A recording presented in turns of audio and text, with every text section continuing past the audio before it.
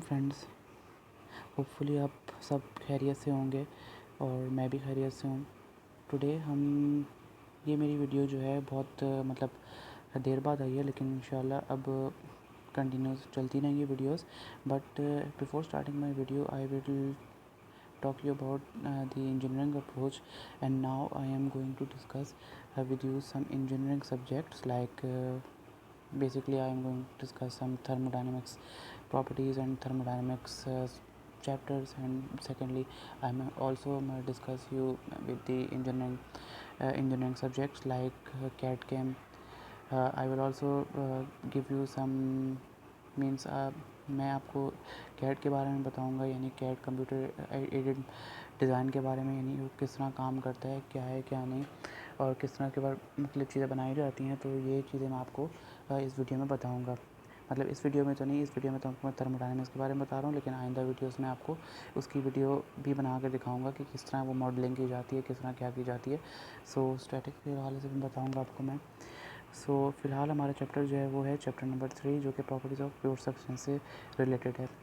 Substance तो आपको पता ही है जो होता है कि सब्सटेंस एक ऐसा प्रॉपर्टी होती है, मतलब प्योर सब्सटेंस वो होते हैं कि यानी अगर लिक्विड की बात की जाए, एक लिक्विड सब्सटेंस है, जैसे कि आपके पास हनी है, हनी के अंदर कोई और चीज़ मिक्स नहीं हुई तो वो एक प्योर चीज़ है।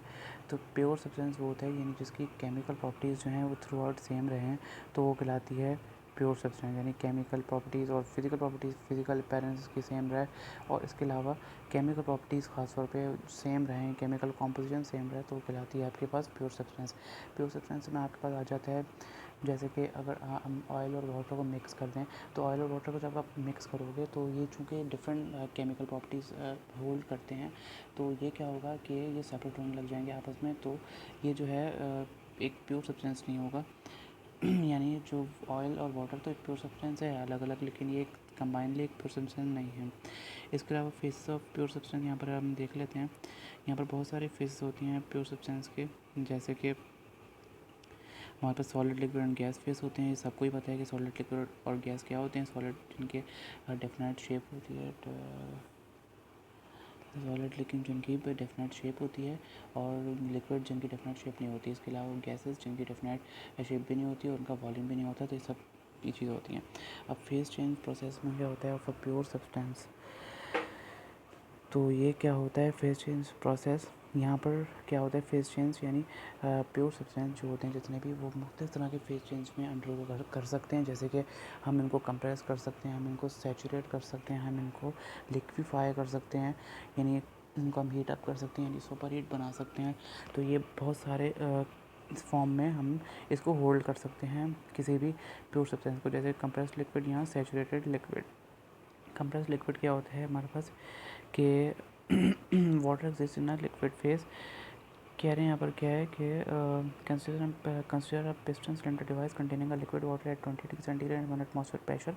Under this condition water exist in a liquid phase, यानी ये लिक्विड फेस में एग्जिस्ट कर रहा है वाटर, यानी वो भी लिक्विड ही है। उसको मतलब कंप्रेस लिक्विड यानी यहाँ पे सिर्फ लिक्विड है, इसके अंदर किसी किस्म का गैस का कोई वेपर नहीं है, किसी किस्म की और कोई चीज़ नहीं है, तो वो कंप्रेस लिक्विड की स्टेट में आ जाता है।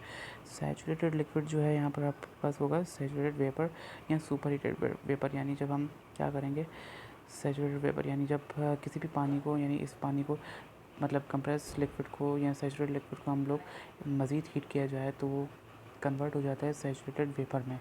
यानी अब क्या है कि आधा वेपर है, यानी नहीं बिल्कुल सैचुरेटेड लिक्विड वेपर मिक्सचर बीच में आता है। सबसे पहले कंप्रेस लिक्विड होता है जो कि लिक्विड फॉर्म में होता है।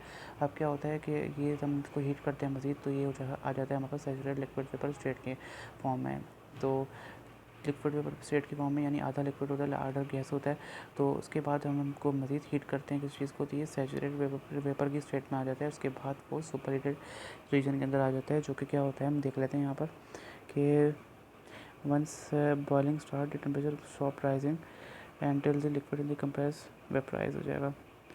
एंड और जो the vapour that is about to vaporise sorry the vapour that is about to condense called saturated vapour. यानी जो कंडेंस होने वाला होता है वो सैचुरेटेड वेपर कहलाता है।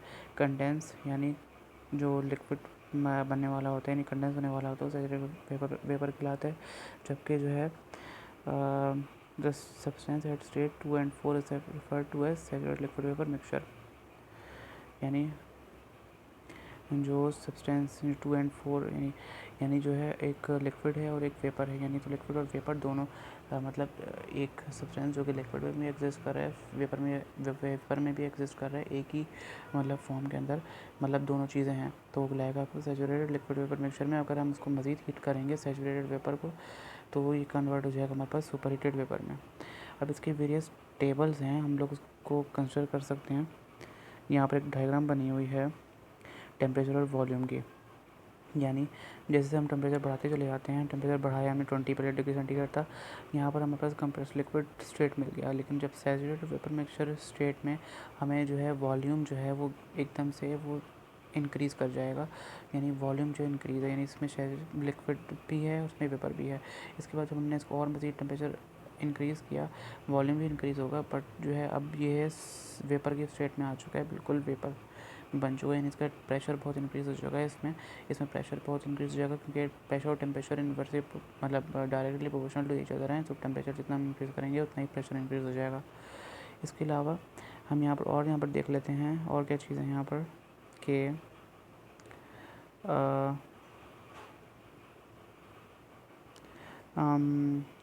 प्रॉपर्टी डायग्राम हम बता देते हैं आपको क्या है इसके अंदर। प्रॉपर्टी डायग्राम सबसे पहले ये प्रॉपर्टी डायग्राम अब हमारे पास आ जाती है, जो कि टेम्परेचर और वॉल्यूम के दरमियान है। वॉल्यूम जो है यहाँ पर ये जो आपको स्ट्रेट लाइन दिख रही है वो सैचुरेटेड लिक्विड वेपर स्टेट की लाइन है।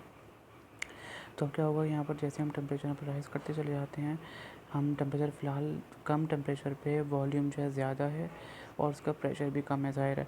लेकिन जब जैसे टेम्परेचर बढ़ते जाएंगे उसका प्रेशर बढ़ता चला जाएगा। जैसे कि आप देख सकते हैं यहाँ 25 मेगा पास्कल है, फिर नीचे और आया तो 22.06 मेगा पास्कल, जो कि क्रिटिकल पॉइंट है। यानी यहाँ पर जो है आपके पास क्रिटिकल पॉइंट जो आपको शो हो रहा है यहाँ पर जो है लिक्विड वेपर स्टेट आइडेंटिकल हैं, यानी ना ही तो वो लिक्विड स्टेट है ना ही तो वेपर स्टेट है, यानी बिल्कुल लिक्विड वेपर स्टेट ख़त्म हो चुकी है, यानी उसको हम पहचान नहीं सकते हैं। क्रिटिकल स्टेट वो बन जाती है। इसके अलावा हम लोग बता देते हैं आपको यहाँ पर कि ये बहुत सारी डिटेल है जो कि आपको थोड़ी थोड़ी करके समझानी है, क्योंकि छोटी सी वीडियो में इतनी सारी डिटेल नहीं करी जा सकती कवर, लेकिन जितना है वो हम आपको बता देते हैं।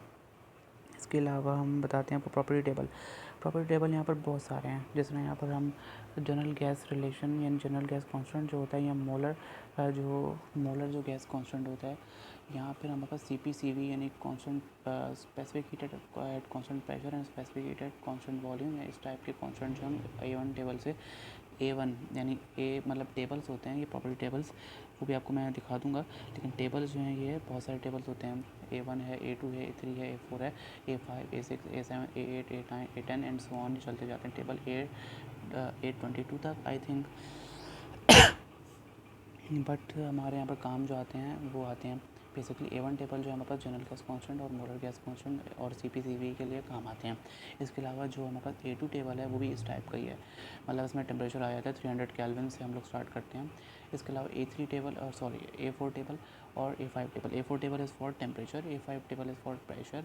If when the pressure is given और आपको टेम्परेचर मालूम करना है तो आपको A5 टेबल से करना होगा।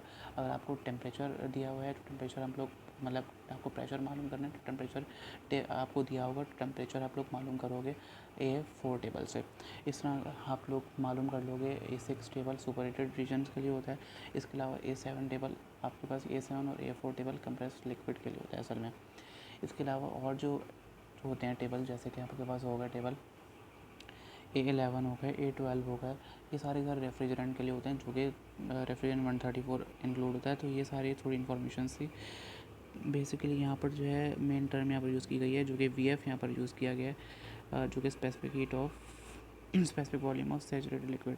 सैचुरेटेड लिक्विड का स्पेसिफिक वॉल्यूम सबसे पहले बताया देता हूँ आपको। स्पेसिफिक वॉल्यूम क्या होता है? एक तो वॉल्यूम होता है जो सिंपल वॉल्यूम होता है, जब हम वॉल्यूम को डिवाइड कर देते हैं मास से तो वो स्पेसिफिक वॉल्यूम बन जाता है, और हमेशा प्रॉपर्टी टेबल में स्पेसिफिक वॉल्यूम यूज़ होता है। और ये सब चीज़ें ये दी गई हैं यहाँ पर। इसके अलावा हम अगली वीडियो में इसको मज़ीद और जानेंगे कि इसके अंदर और क्या चीज़ें हैं, उनके बहुत डिटेल चैप्टर्स हैं, तो इसको बहुत आराम से हम देखेंगे। और अगर आपको इस वीडियो में कोई बात अच्छी लगती है तो लाइक कर दीजिए, सब्सक्राइब कर दीजिए, और अगर आपको कोई भी क्यूरी है तो कमेंट में लिख दीजिए ताकि मैं आपको इसको मज़ीद समझा सकूँ। So have a good day and bye.